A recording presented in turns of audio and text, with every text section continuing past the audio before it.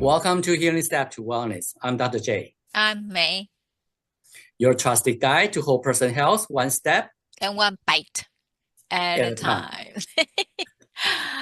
time. Today we have the pleasure of having Dr. Rainey with us.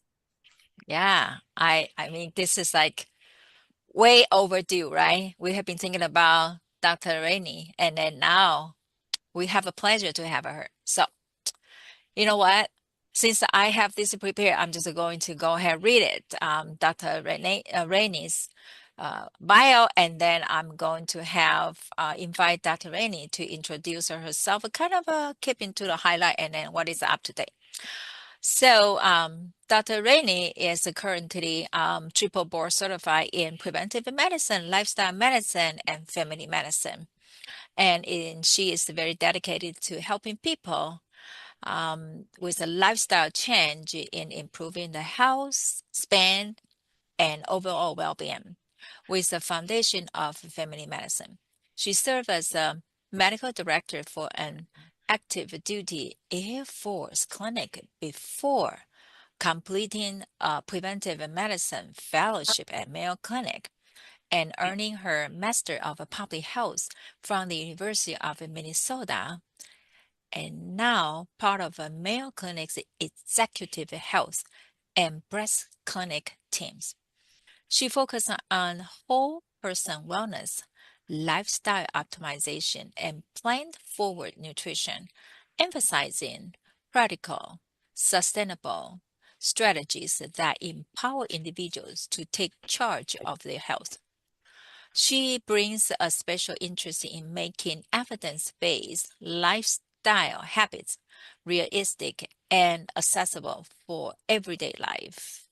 And outside of her work, she enjoys time with her husband and two young boys who inspire her to make healthy living fun, delicious, and family friendly. So it sounds like there are a lot of things are very aligned with Rochester County Lotus House Foundation, and those terms sound so familiar.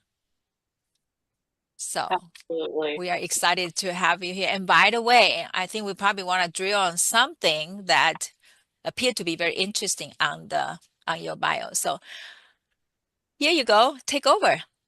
I know, I think you said it all. We need more detail, more juice.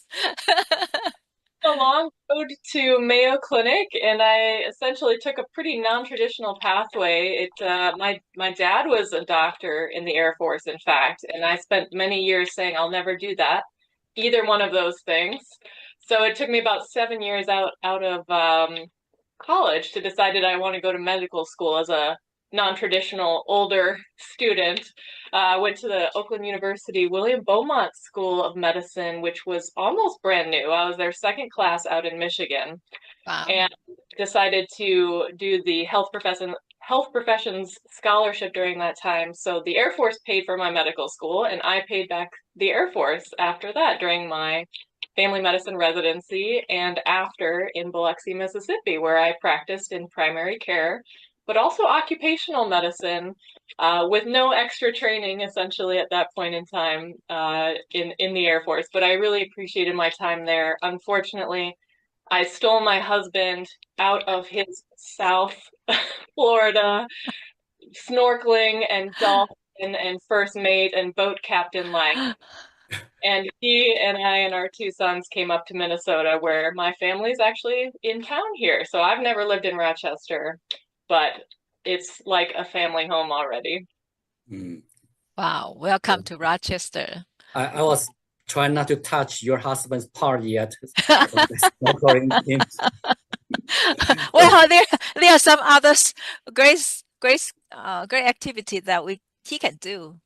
They can, yeah. So like I keep thinking ski. about Peter Pan, Neverland. Anyway. So Dr. Rainey, so The snow, love the snow. so what inspired your journey into lifestyle medicine? Was there a particular patient or moment that shifted your perspective on health? I think my own journey led me to this moment. When I was in the Air Force, I began thinking about this point of view, as they called it, lifestyle and performance medicine in the Air Force. And I really liked that framing. It was fairly new at that point in time. And I just took interest in that because when I was pregnant with my two lovely boys, I had diabetes in both pregnancies and, pretty much managed it with string cheese and eggs and protein, right? And the sugars looked fine. And you thought we're in good shape here. But it didn't quit after I gave birth, which it was supposed to, right? It was just supposed to go away with once you gave birth. And it just sort of continued to be something that I needed to monitor. And so I got interested in what can I do for my blood sugars? And that's when this lifestyle medicine started coming up. And in the fall of 2023, I went to my first American College of Lifestyle Medicine conference and was blown away. All of the people, 2,000 participants or something like that, vibrant people with such passion about their work with lifestyle medicine. The food was all plant-based and amazing. And boy, did I come back to my family with some challenges and excitement about what we were going to change, and so that was really the first moment that we started making these consistent shifts in what we considered to be a fairly healthy American dietary pattern with lots of treats, is how I would put it. And that kind of snowballed over time, over the next couple of years, and continuing to go to the lifestyle medicine conferences and practice and get excited about that. And so that was really the first step, was that lifestyle medicine conference on top of my own health journey. But Yeah. I want to let you know, the food at ACLM has no comparison to what we offer at our symposium. Just don't tell anyone. Don't tell anyone. It was good. Okay, I remember we also attended ACOM in 2023.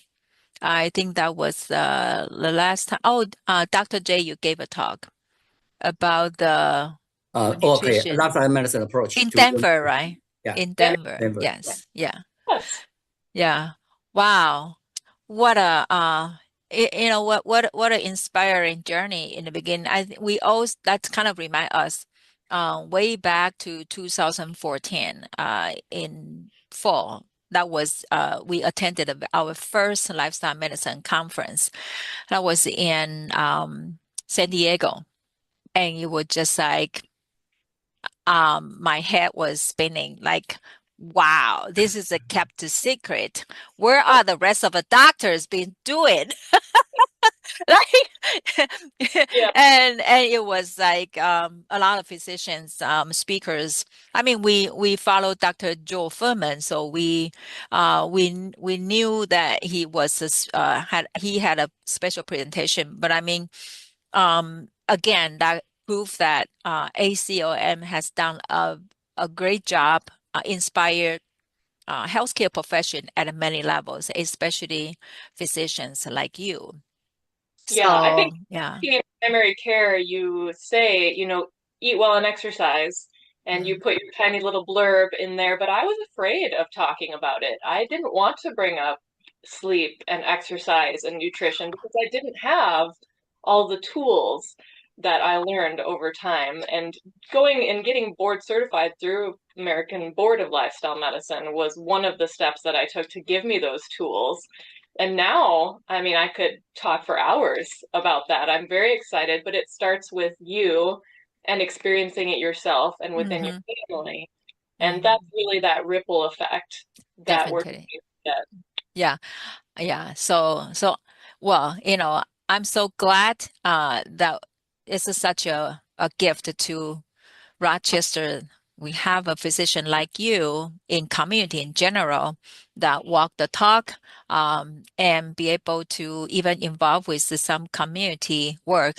Well, before we get into that, so I'm so curious about your day-to-day practice. You are you practice in the area is called executive health. So can you share with us what that looked like and what do you do every day? Yes. So I chose to work in the executive health practice because I liked the idea of being able to have impact with a motivated population, which are executives, executive level people with whatever level of businesses around the country that come to you. They want to try and get a handle on their health, a snapshot in time. What can I do? Prevention is key in this group because they want to keep working and they have potential strong influence over many employees. And I really liked that ripple effect as well. So I liked that being able to engage with somebody who was already starting to think in that direction, who may not have heard what I have to share about lifestyle medicine. So my days are fortunate to have a little bit more generous of a time frame with my patients to really expand upon the pillars of lifestyle medicine, all of the different groups.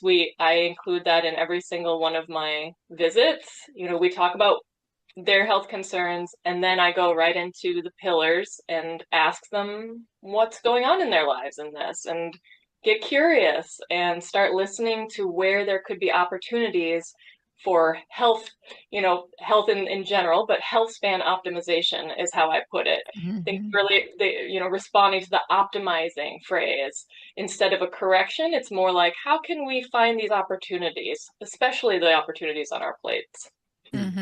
So since they are executives, in their life, probably what consider normal or common will be the best steak, best wine, best cuisine they could get. So how do you guide your patient when they feel overwhelmed or unsure where to start? Yes, so I meet them where they're at, but I don't leave them there. It's kind of how I like to view it. I get curious. I'm a foodie too. I love delicious food, and we meet them there. We talk about what kind of food they like. We talk about culturally what's expected at a certain, level, or just even within their own personal cultures and families. What is a good time to them? What's a celebratory meal? If they're having a little bit of, well, this is so much going on, where do we start? We pick one thing that usually comes up pretty quickly upon discussion of what does their day look like. We think about I ask them about their meals. What does a day look like? And I don't let them stop there by saying, yeah, eat healthy, which I used to. You just be like, yep, okay, I take your word for it, you eat healthy. No, I say, what does that look like? What does a breakfast look like? What does a lunch look like? And then we go through it and I allow them to share all of that. And then they typically, when I show them a visual of, the spectrum of how we're trying to add to our plates of all these colorful whole foods and crowd out some of the stuff on the other side, they start to explain what things are, they know they could probably work on or what things they're really attached to. And we go from there and we pick one thing and talk about, how can we swap it? How can we make it delicious and still be celebratory for you? Or if you're out on the go, you're at an airport and you really have no time for anything, can you find that dry roasted edamame snack? Things that we talk about, the 14 grams of protein in a handful, that's twice a cheese stick. And they start to get excited about it and open to those shifts. So by the end of our talk, we definitely have at least a couple of things that they're going to move forward with. And I tell you, it's usually the dry roasted edamame. Good. So besides the nutrition, what other common challenges that come to this group of a population? When you're talking about many health pillars, and which health pillar that pretend to be kind of quite important for them? Stress management is huge. Certainly there's a lot of stress, but it depends on, their experience with it, what stage of their career they're in, and what strategies they have for coping. So we talk about what coping strategies do you use? Do you feel you have coping strategies? We all have a level of stress. And that is an opportunity to talk about, mindfulness within their day. About 10 years ago now, I trained with Dr. Sood when I was in medical Oh, on wow.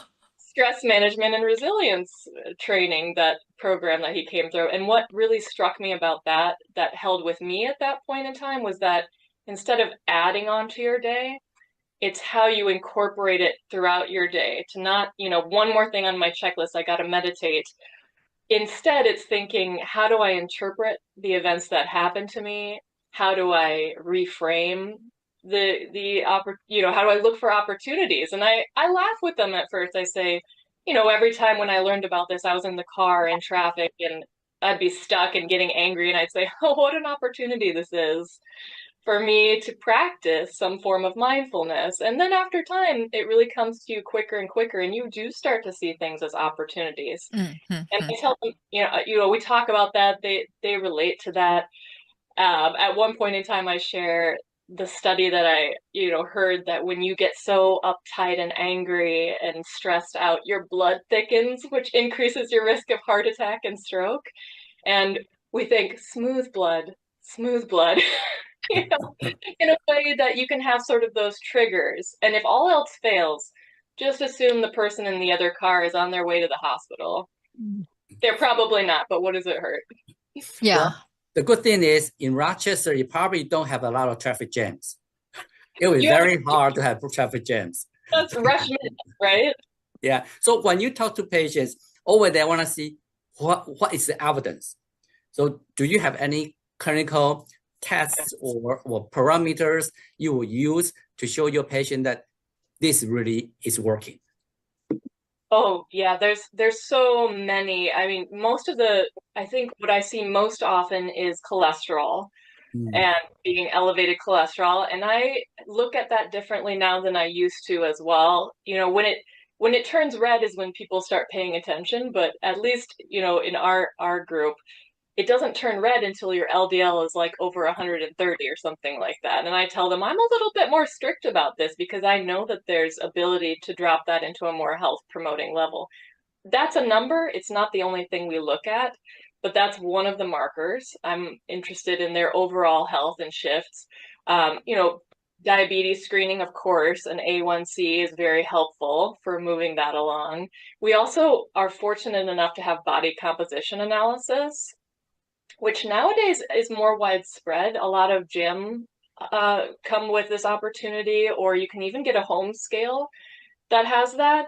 Not to the extent that you obsess over what that number says, but to be able to show a trend in your percent body fat, or what I pay most close attention to is a little chart that shows the visceral fat percentage, which is the sort of spillover of excess fat that collects around all of our inner organs and represents at a certain point an increased risk of heart attack and stroke. And I find that people are most impacted by that number and the chart of that number. And we can say, we can make a difference in this by several lifestyle factors and trend it over time.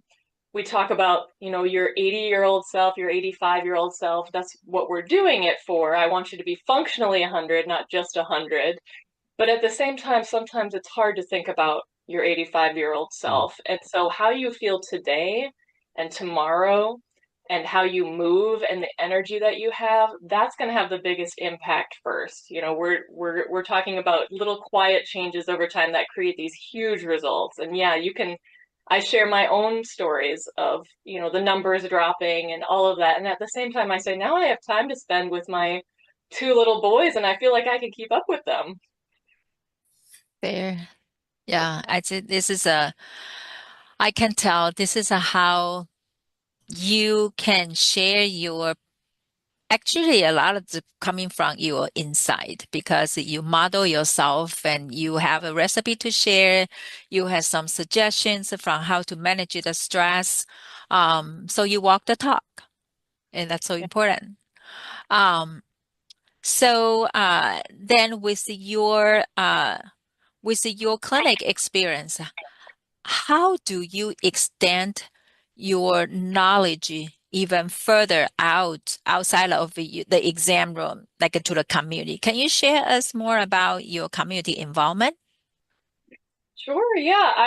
I still feel very fresh in Rochester and new to the area, but I'm starting to make a lot of these connections that I'm excited about. I have these big ideas of who I'd love to get involved with. I've started making some community connections. You all are a wonderful community connection, of course, and I'm very most excited about that and coming up to the Symposium of Wellness and getting involved with that community.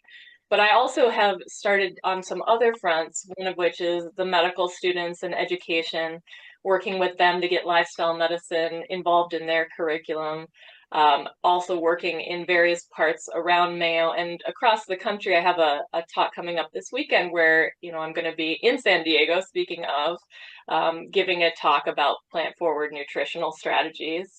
So I think every time you can branch out into education, that's my main passion, is sharing at as many levels as I can and getting that ripple effect.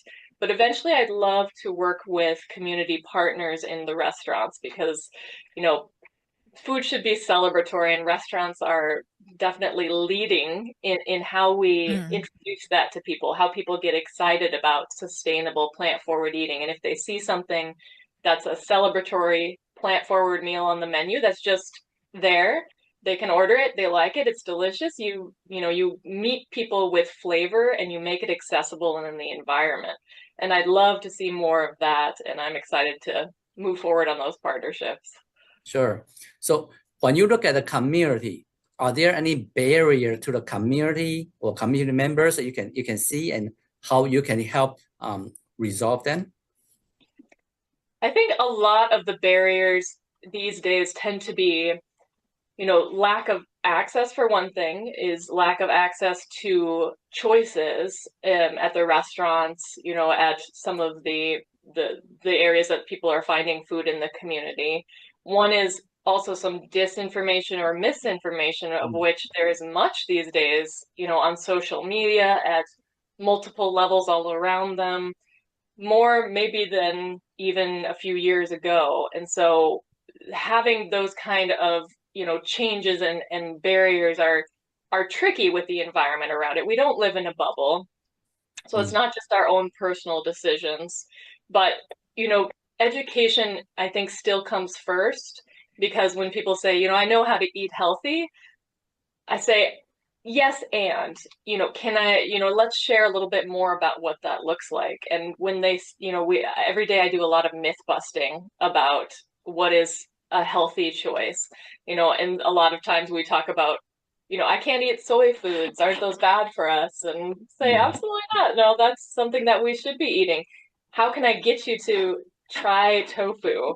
I think I even have convinced some of my most hesitant patients to share some of that. But those mis and disinformation, the communication barriers, lack of time also to do that, those are some barriers that we structure on. And so trying to impact with nudges in our environment, whether that's in our communities with, where we get food or even in our own homes, or making an environment more walkable.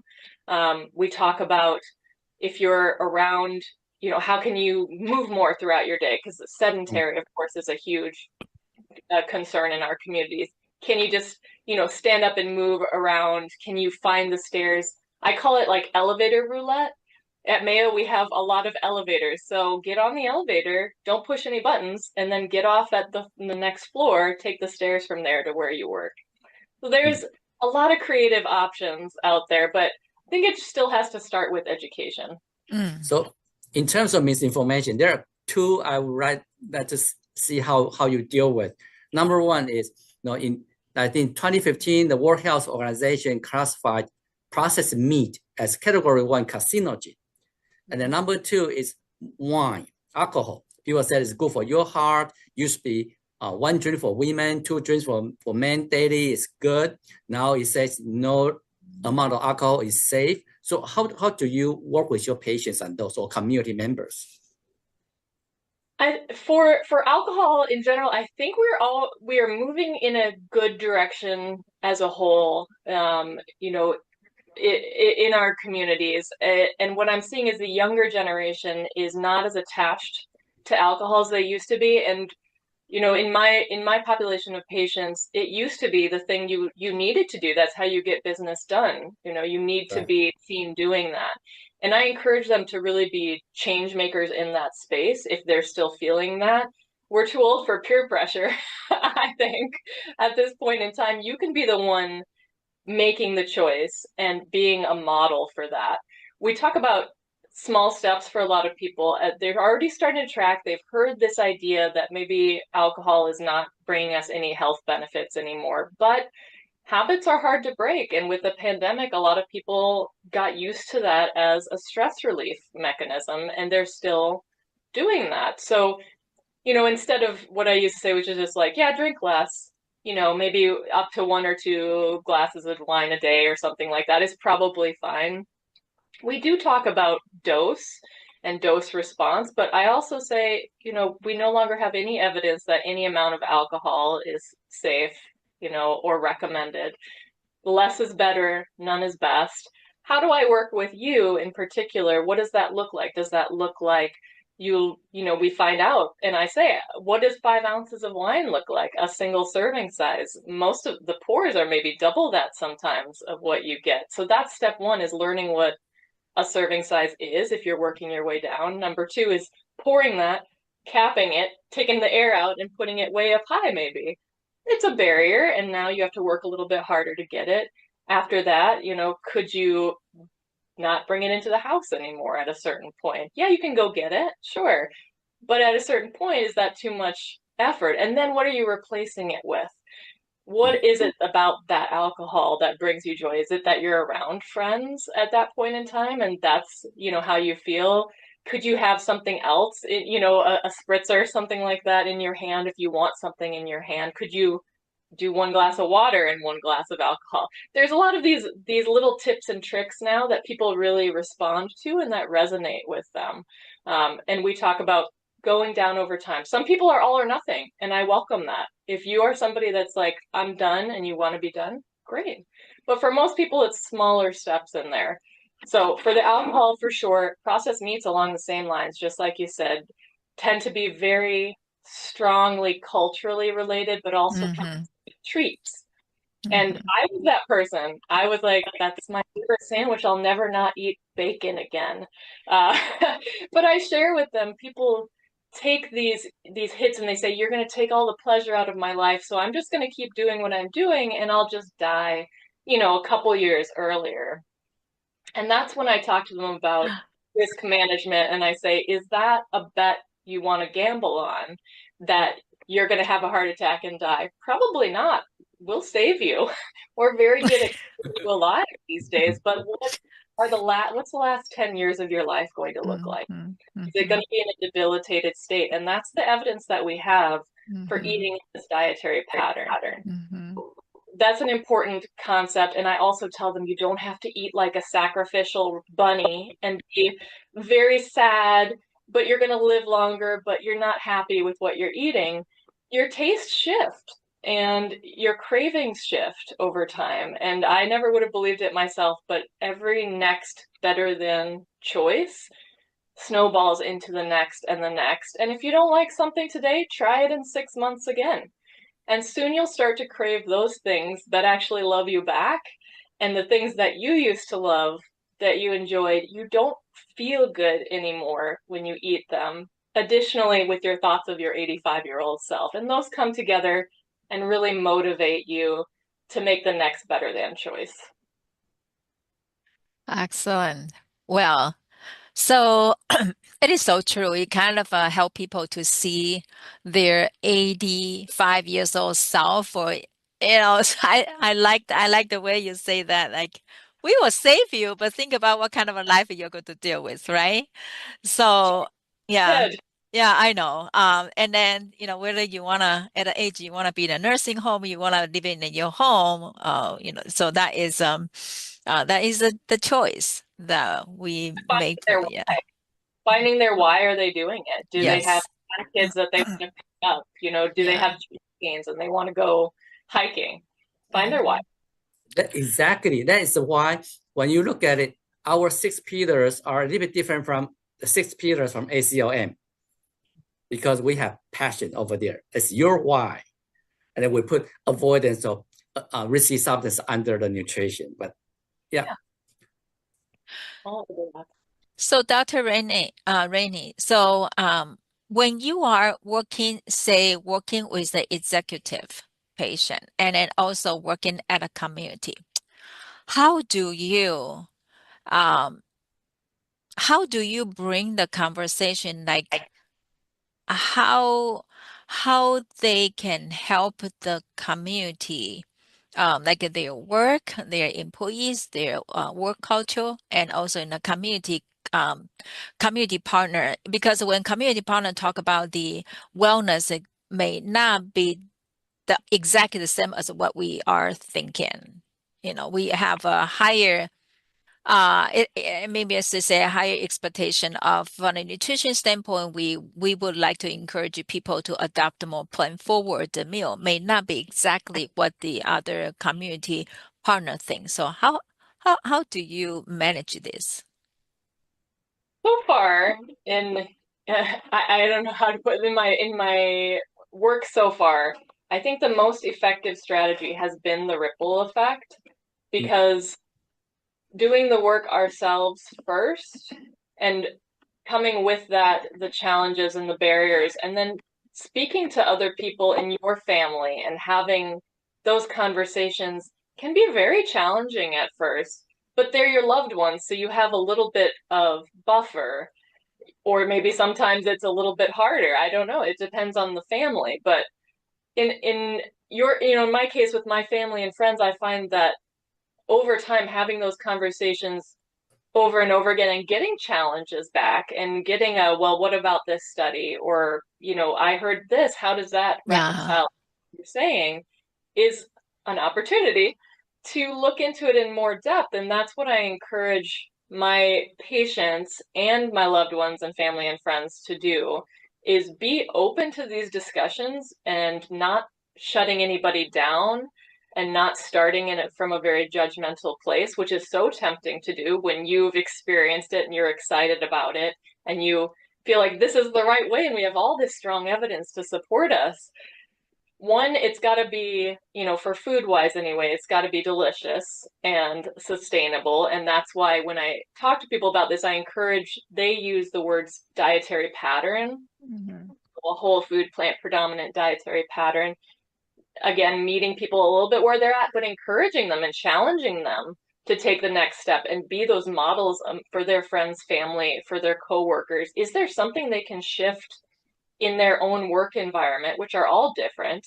When we have these conversations, I see the sparks forming, and they're coming out and they're thinking, oh, maybe in my workplace cafeteria, I can have one additional thing added instead of trying to take away.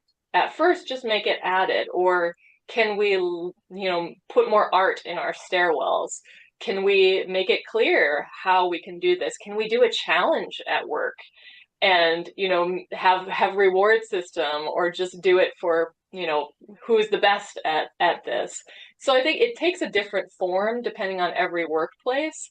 But the first step is having that conversation non-judgmentally with curiosity and modeling how you do it and sharing your story, just like you all do. Yeah, I remember, because our current management team, May and I usually will go back home individually. So one will be staying in the office. And I remember initially when I went back, May's three brothers would like to take me to a steakhouse to see how I react. But then later on, they knew we were very serious about it. And then when I went back, even by myself, they'll take me to a vegan restaurant. So yeah, they'll come around, yes. And it's consistency over time and understanding that not everybody is in the same stage of change as you are. I created a group, a WhatsApp group or something. I call it the Plant Slant or whatever it is, and welcome people to share their ideas and their recipes and their challenges. And, the other day I had to figure out for myself to share somebody who was allergic to soy, beans, and nuts. What do you do there? So every one of those, and you're sharing and other people are seeing it, allows them to spread that to their own communities of family and friends. So sounds like you are working with community. So what partnership or outreach efforts are you most excited about? Gosh, I'm excited to talk at your symposium and meet everybody there. I think that'll be a new introduction to some parts of community. I'm also excited to work with the medical students as they're reaching out into the community, looking into gardens, looking into how do we get into high schools and how do we, clinically open this up in different areas like walk-in clinics. I think we're just sort of at the beginning of that journey, and I love that it's education and community both. And then we'll see the contacts in the community that I have. I want to reach out and work with some of the restaurants at some point in time and develop some more of those plant options. Good. Yeah, I used to like the medical students until one of them told me that when I started my fellowship at Mayo, she wasn't born yet. So now they're not the fun now. Okay, so if you could, 2000, that's their birth years now. Yeah, I started my fellowship in 1999, but well, anyway. So if you could give the community one practical step to improve health today, what would that be? I would say add before you subtract. So add one thing to your plate this week, maybe one day this week. And if I could say two things, it would be beans or tofu. Try it. Find a tofu recipe. You can do anything to tofu, you can do to meat. You just got to get the texture right. Super strong source of plant proteins. Beans and greens is my goal for 2026. So one meal this week, adding that to your plate, going from Absolutely. there. I highly recommend stinky tofu. Stinky tofu. I love stinky tofu. Yes, that's my most favorite. What is that? It's a cultural food. So we also respect the cultural food as well. Well, that's some place where in Asia, you can go explore. Definitely. Yeah. My parents lived in Okinawa for many years, so I'll ask them too. Oh, well, it's a quiet pleasure that we have you have this wonderful conversation, and it's kind of it is always fun to hear how other healthcare provider offering the tip and how you interact with your patient to give them the tip, and which you can help many other healthcare providers who are on the journey try to have the conversation, very important conversation with their clients as well. So yeah, we can't wait to see you at the conference, and we look forward to many opportunities to collaborate together in the community as well.